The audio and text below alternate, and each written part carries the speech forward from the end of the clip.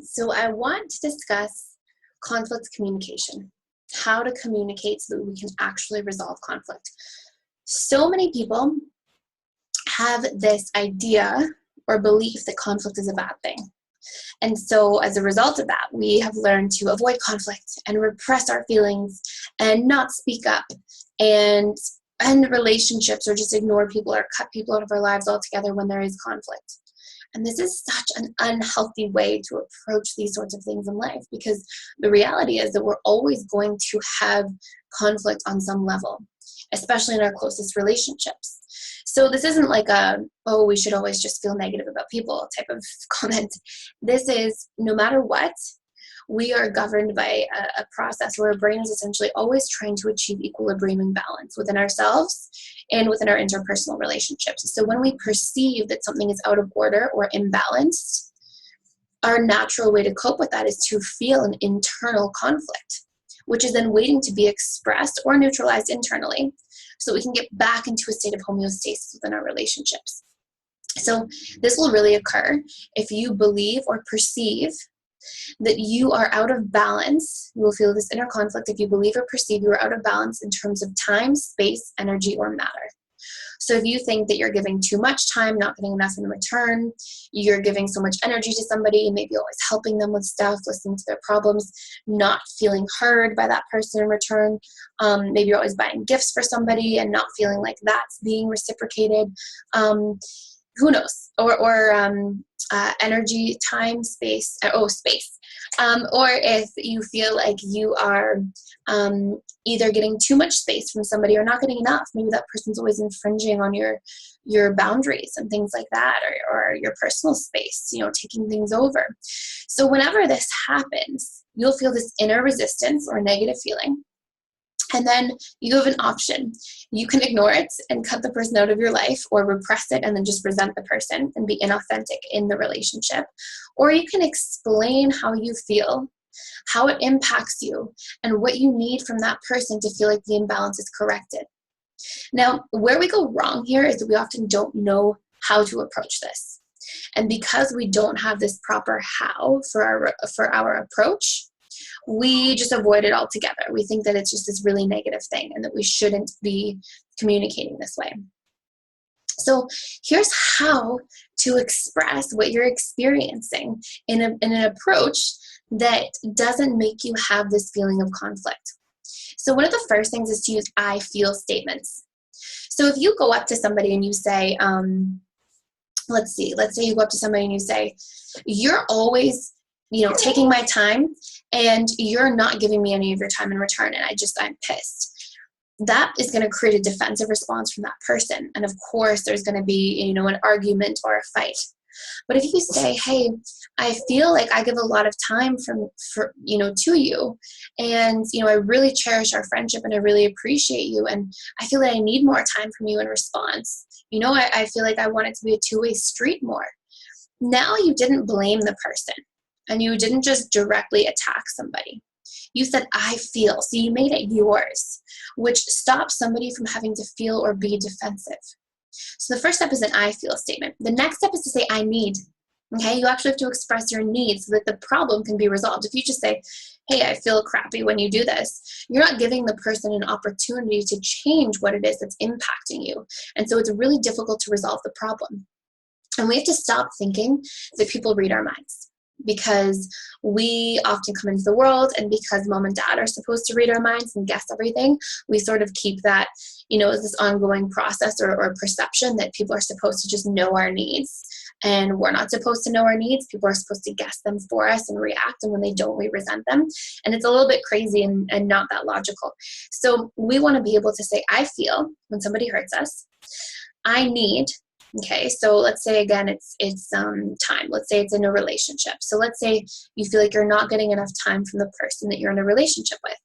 And so you say, hey, I feel hurt because I don't think we're spending enough time together, and I really miss you, and I would like to, connect a little bit more. And I really need you to make some time. I know you're really busy, but if you can make some time in the next 2 weeks, let me know, an evening or a day we can spend the whole day together and catch up and reconnect.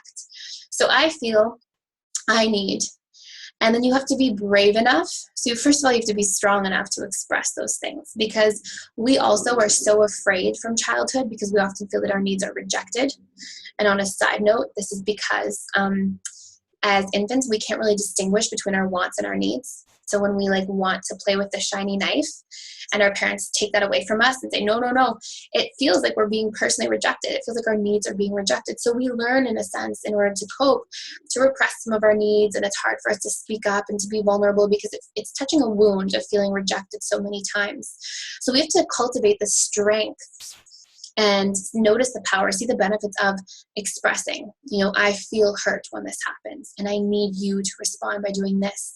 And then you have to be brave enough and courageous enough to hold space for the other person to express accordingly.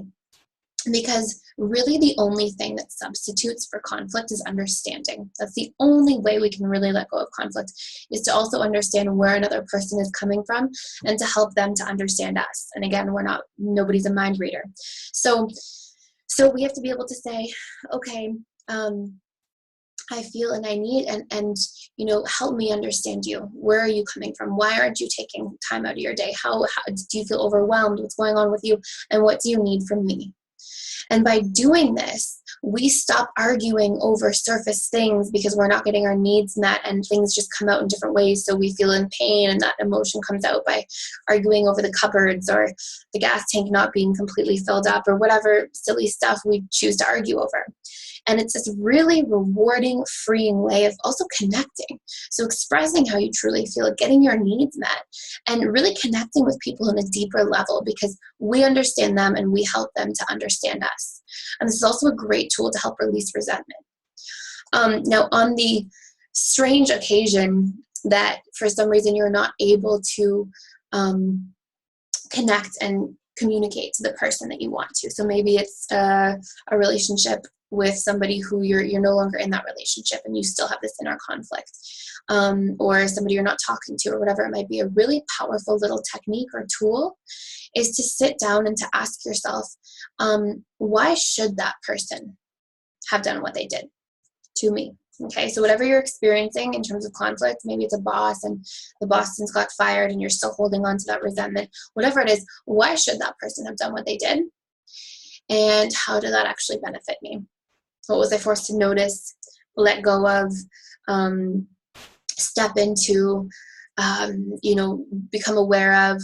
Okay, so why should that person have done what they did? You want to find a bunch of reasons. So according to that person's story and perception, because again, trying to understand them will help to alleviate some of that inner conflict.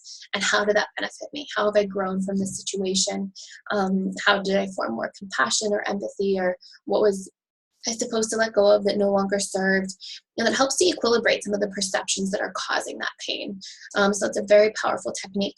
And then if you are with somebody, just as a review, a friend, a parent, a child, a loved one, and you're having this conflict, remember the best way to approach this is to go, I feel X, Y, and Z when you do this, and I need X, Y, and Z in return. And the more direct you can be without being attacking, because nobody's really wanting to fight, I think. I think a lot of the time it's just that we get so overwhelmed with our emotion that's pent up, and we just get so upset and we project it somewhere. We sort of release it onto somebody else, and that's not solving anything. That's not what we're trying to do anyways when we do that. We're trying to actually get the need met and connect to the person that's causing the pain.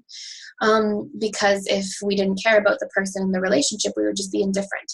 So I feel, I need, and then can you help me understand where you're coming from and what do you need?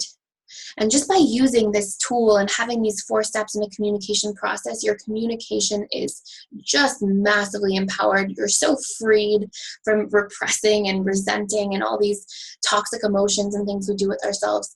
And it really gives you the tool to learn to be more vulnerable, learn to develop a sense of safety within your vulnerability, and to express and have your needs met, not just within and from you, but also in your interpersonal relationships. And it's something I highly recommend doing. Thank you for listening.